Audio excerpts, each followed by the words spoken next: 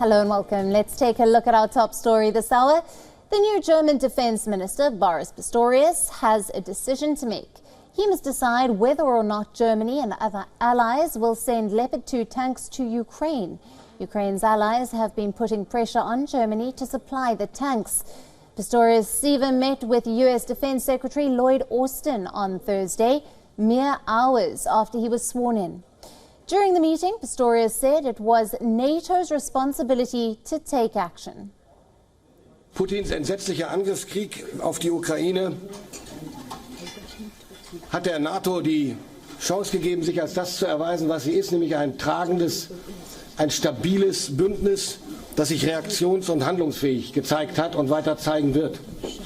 Dafür bin ich sehr dankbar und insbesondere deshalb, weil dieses Fundament, auf dem die NATO steht und auf dem das Bündnis steht, eines ist, das sich an gemeinsamen Werten orientiert, an einer gemeinsamen Strategie, gemeinsamen Vorgehen und gemeinsamer Verantwortung.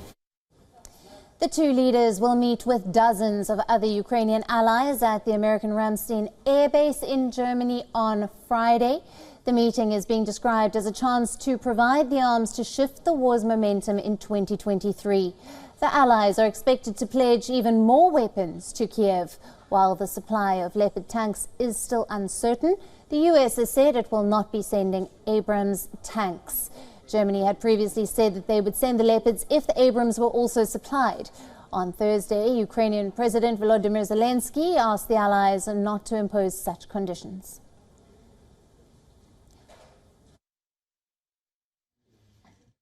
Немає стагнації, є уповільнення процесу. Do not hesitate. There is no need to compare.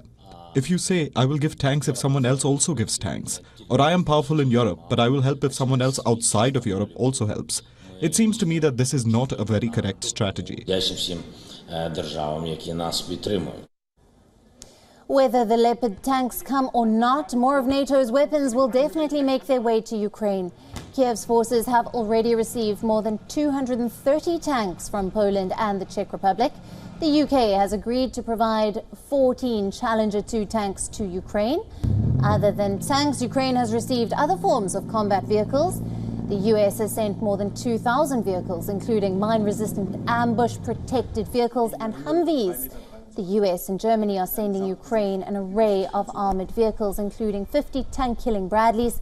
Of course, this list doesn't cover the numerous missiles, drones, guns and ammunition sent to Kyiv. And in the latest, Britain plans to send 600 Brimstone missiles to Ukraine to support the country in its fight against Russia.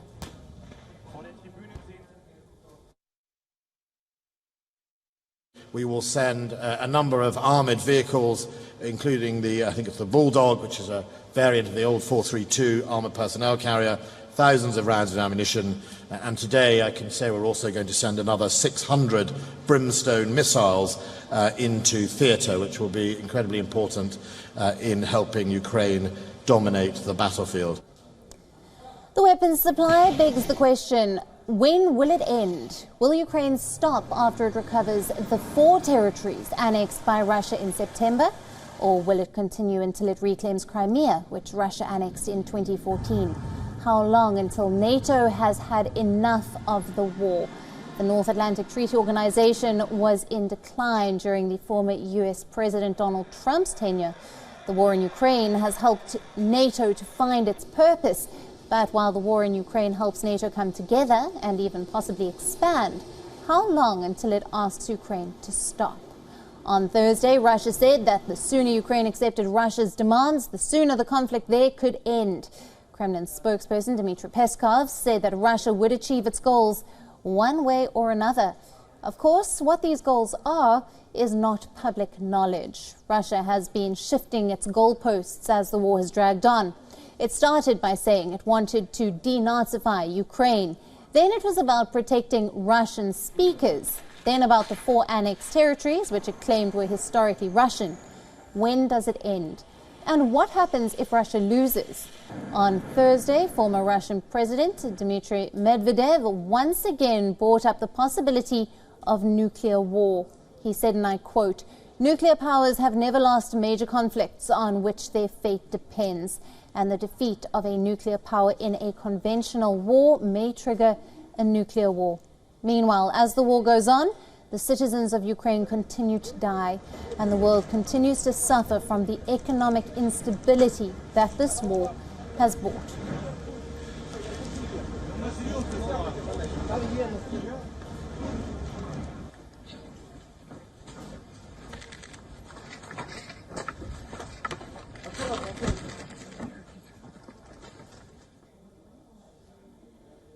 Now, for more on this, we have with us Lieutenant Colonel Daniel Davis from Sterling, Virginia in the U.S. He is a senior fellow and military expert for defense priorities and a retired Army Lieutenant Colonel with 21 years of service, including 4 combat deployments. Thank you for being with us, Lieutenant Colonel. Now, certainly, Germany has previously said that it would send the Leopards if the Abrahams were sent by the U.S. What do you think Germany will do now with the new defense minister? Well, I think that they're going to stick with that position there. I think they're very firm on that, and lots of others are too. That people have always looked to the United States first, and when we provided the Stinger missiles and some of the other anti-tank missiles, then others followed, and we sent HIMARS, and then others followed with other vehicles. And now that we've given the Patriot system, and now others are given it. So I think that they're always looking for the U.S. to lead first. I guess to give them cover. People are afraid to step out and maybe have the crosshairs from Russia pointed on them. But if the U.S. goes first, it'll always be in that direction. And I think you'll probably continue to see that. And whether or not they end up actually giving the Abrams is to be determined. I think we will have a better idea tomorrow. But so far, that's been the one thing that Biden has been unwilling to give. Right. And with the upcoming meeting of Ukraine's allies, they plan to send arms to shift the war's momentum in 2023. What are your thoughts here?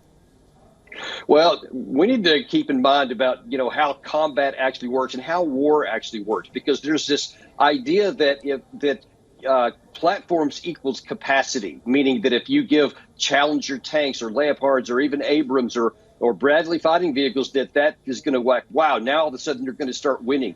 But look, it takes a lot more than that. Number one, it's going to take months for those vehicles to get out because the majority of them are actually in storage and have to be brought back up to fully operational capacity and then shipped. And then the Ukraine has to be trained on them. And these are very sophisticated weapon systems. These are not something that you can just, point and shoot and figure it out. You have to be trained on them to be able to use them well. And the problem is that Russia is probably potentially within days or maybe even weeks away from launching what most expect to be a pretty fierce winter offensive. And if that comes to pass, what's Ukraine going to do in this intermediate time before they even have the chance to have these modern weapons? And it's going to be a pretty cold and pretty troubling winter for Ukraine, I'm afraid. Right, we'll leave it there, Lieutenant Colonel. Thank you very much for being with us and your valued insights there. Always my pleasure. Thank you. WION, now available in your country. Download the app now. Get all the news on the move.